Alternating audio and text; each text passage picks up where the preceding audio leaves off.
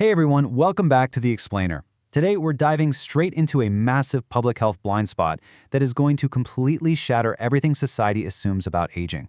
We're looking at a hidden crisis quietly brewing in retirement communities and among older adults across the country. And let me tell you, the numbers are absolutely staggering. So let's just start with a simple question. When you think about the fastest growing demographic for sexually transmitted infections, who immediately pops into your head?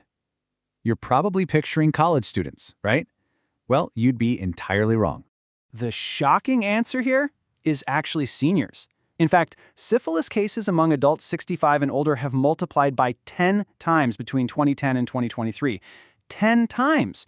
That's an explosive increase in a demographic that medical professionals have largely just ignored when it comes to sexual health. To understand this perfect storm, this explainer will unpack the behavioral changes, biological realities, and systemic medical failures driving these staggering numbers. We'll hit 4 main points. 1. The senior STI surge. 2. The no pregnancy trap. 3. Biology and medical blind spots. And 4. Breaking the silent epidemic. Okay, Section 1. The senior STI surge, shattering the myth. First things first, we've got to completely dismantle this societal myth that older adults aren't sexually active. It's just not true. A full 2/3 of older adults remain interested in sex, and 40% of those aged 65 to 80 are actively having it. People are living longer, healthier lives, and their intimacy reflects that. But here's the catch. This healthy continuation of intimacy corresponds with a terrifying spike in infections. CDC data shows us that chlamydia cases in seniors have tripled, and gonorrhea is up 6-fold.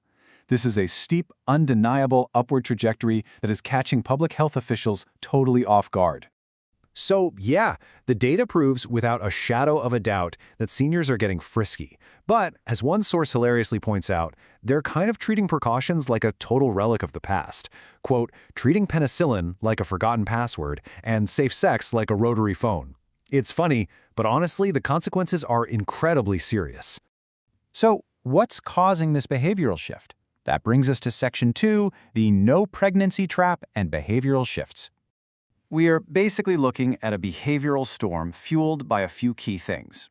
You've got the rise of erectile dysfunction drugs like Viagra, you've got seniors jumping back into the dating pool after divorce or widowhood, and maybe most importantly, there's this profound false sense of security because they're past reproductive age.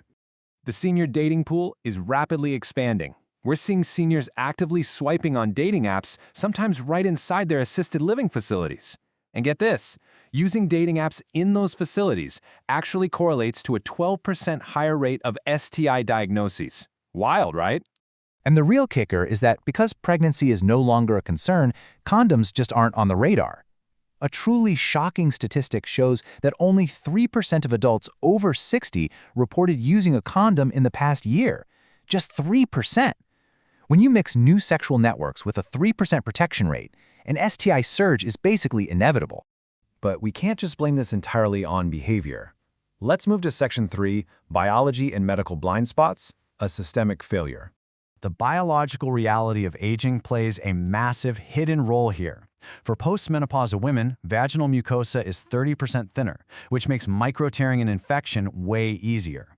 On top of that, the chronic inflammation you naturally see in elderly immune systems can actually mask the traditional symptoms of gonorrhea or chlamydia. Furthermore, demographics play a huge part. Statistically, women live about 5 years longer than men, right?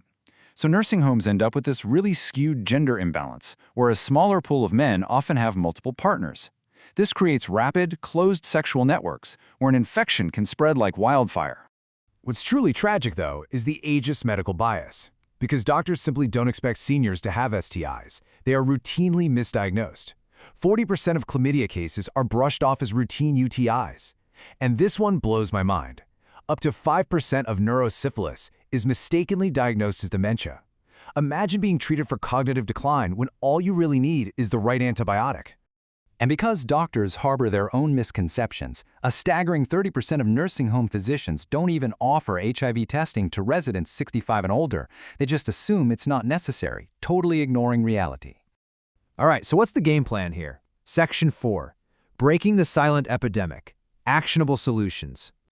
First and foremost, healthcare providers absolutely must universally adopt the CDC's 5 Ps approach. Doctors need to drop their biases and actively ask older patients about their partners, practices, protection, past history, and pregnancy intention. We have to normalize taking a sexual history for a 75-year-old the exact same way we do for a 25-year-old. Ultimately, whether you're re-entering the dating pool at 65 or you're advocating for a parent in care, the biggest takeaway is this: sexual health has absolutely no age limit. We are living longer, more vibrant lives than ever before. So isn't it time our conversations finally caught up to our lifespans?